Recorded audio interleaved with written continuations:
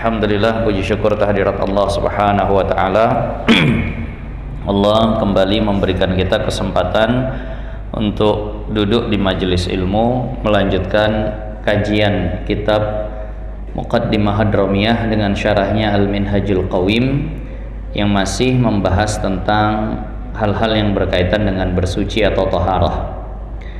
Yang lalu telah kita jelaskan macam-macam atau benda-benda yang tergolong kepada najis. Khamar itu najis, anjing, babi itu najis, kemudian bangkai itu najis, darah, nanah, air luka, kotoran, air kencing, mazi, wadi, muntah itu juga adalah najis. Air susu dari hewan yang haram dimakan itu juga najis. Namun di sini ada pengecualian.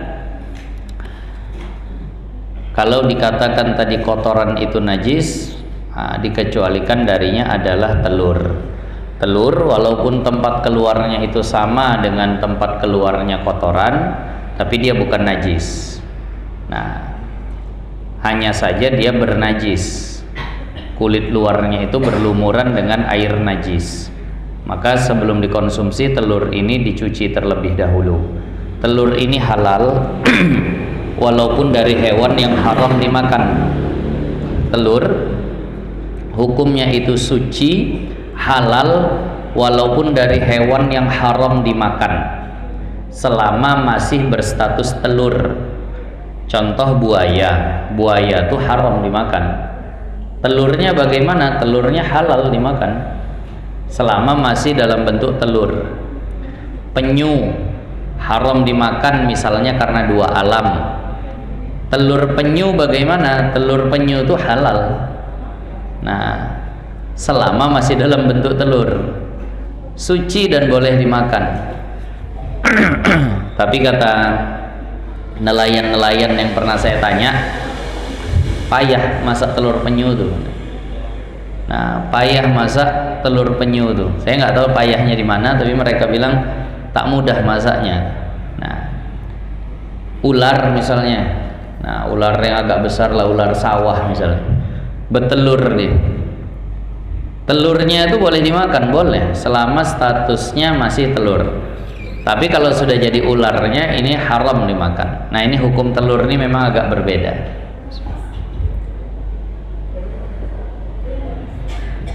Jadi di sini dikatakan wa yajuzu aklu baydin ghairil ma'kuli haitsu la darara fihi. Dan boleh memakan telur hewan yang haram dimakan selama tidak ada mudarat kepadanya. Tapi kalau beracun nggak boleh nih kalau beracun. Itu yang terakhir yang kita bahas. Kini kita lanjut pembahasan kita. Wal juz'ul munfasilu minal hayawani kamaitatihi. Dan bagian yang terpotong daripada hewan itu hukumnya seperti bangkainya.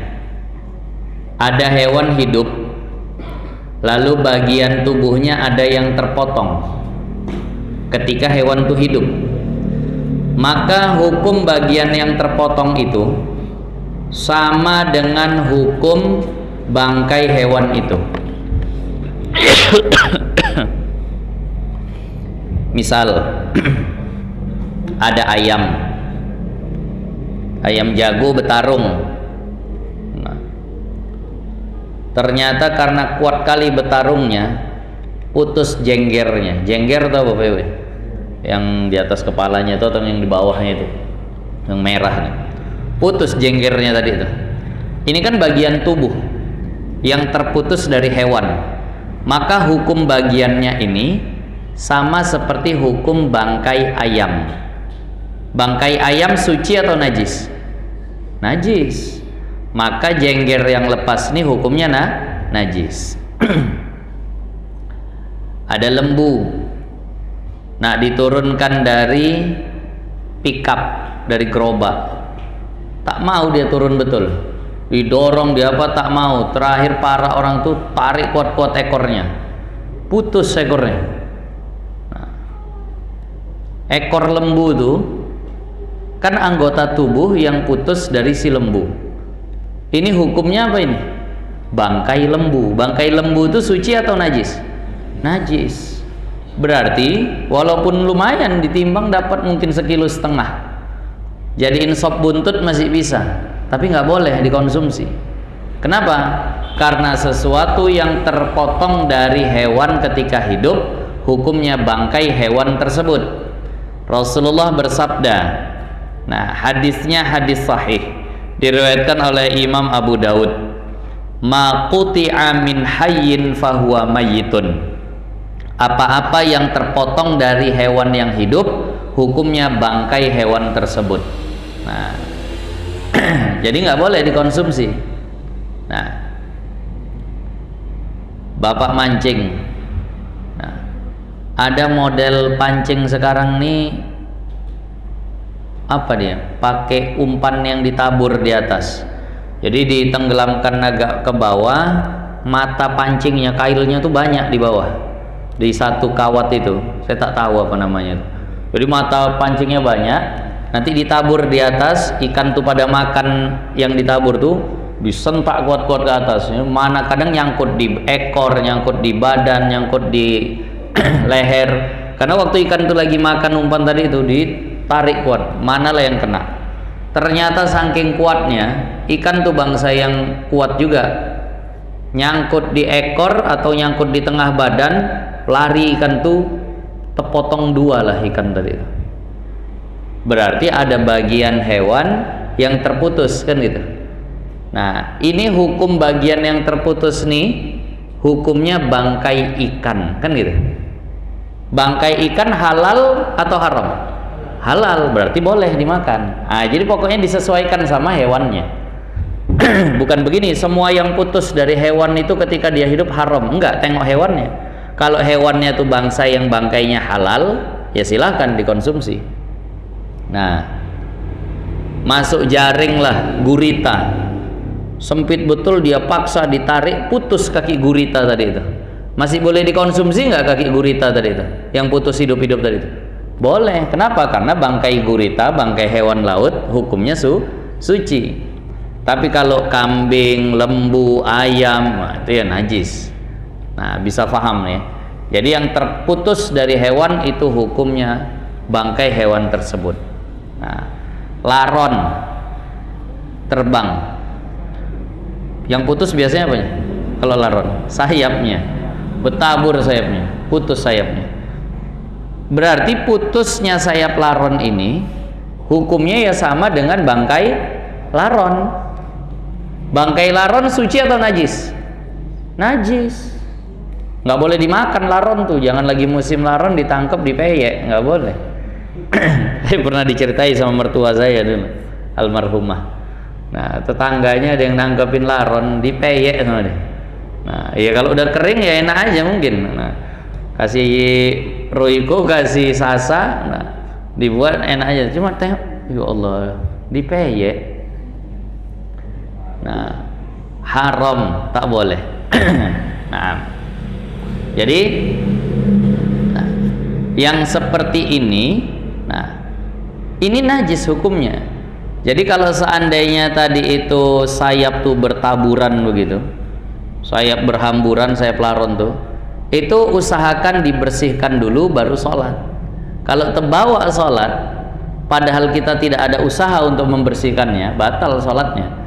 Tapi kalau udah diusahakan, bersihkan, lagi sholat memang lagi banyak laronnya, jatuh lagi ke baju sayapnya, masuk ke kantong, sangkut di lobe, ini dimaafkan. Kenapa? Sudah masyaqqah syadidah, sudah terlampau sulit, sudah terlampau payah betul menjaga diri dari sayap laron tadi, namanya dia berterbangan terus. Nah, ini hukum yang terlepas dari hewan, anggota tubuhnya tadi. Nah, kemudian perhatikan, kecuali kalau yang terlepas ini adalah bulu. Kalau yang terlepas adalah anggota tubuh besar, nah itu hukumnya kayak tadi, Tapi kalau yang terlepas ini adalah bulu atau rambut, maka ini dimaafkan, ataupun bukan dimaafkan bahasanya, dihukumi dari halal atau haramnya hewan tersebut. Kalau bulu atau rambut yang diambil dari hewan ketika hewan itu hidup, tapi hewannya halal, maka hukumnya suci. Kalau bulu ya, ayam lagi hidup, kalau tadi yang lepas jenggernya, apa hukum jenggernya? Najis. Tapi ini bulunya yang lepas, bulunya yang lepas. Nah, apa hukum bulunya ini? Ayam nih hewan halal atau haram?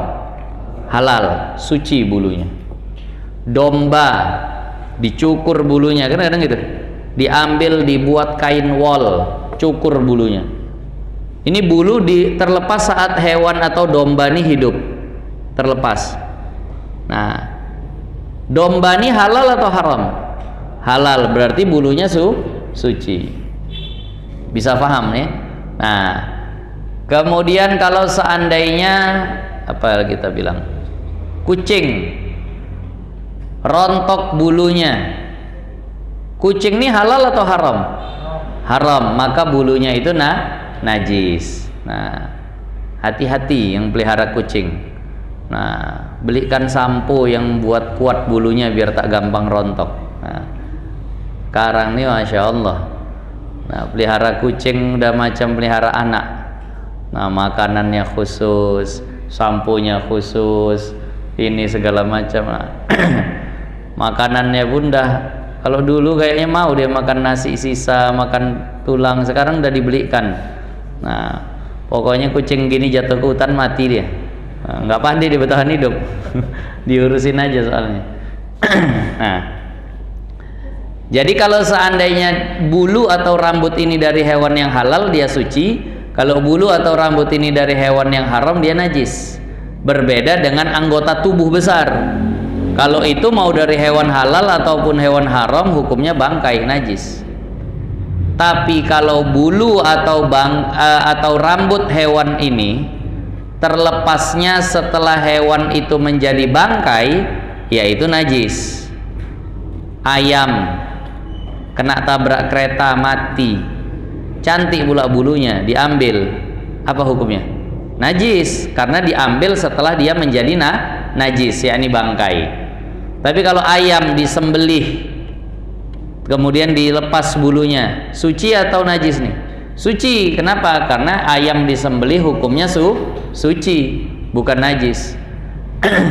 Nah, ini difaham-pahami biar nggak bingung nanti hukum seperti ini. Nah, biasa yang pelihara merpati kadang kan bulunya berjatuhan, suci itu nggak masalah. Tapi kalau kotorannya itu najis. Nah, kalau kotorannya itu najis.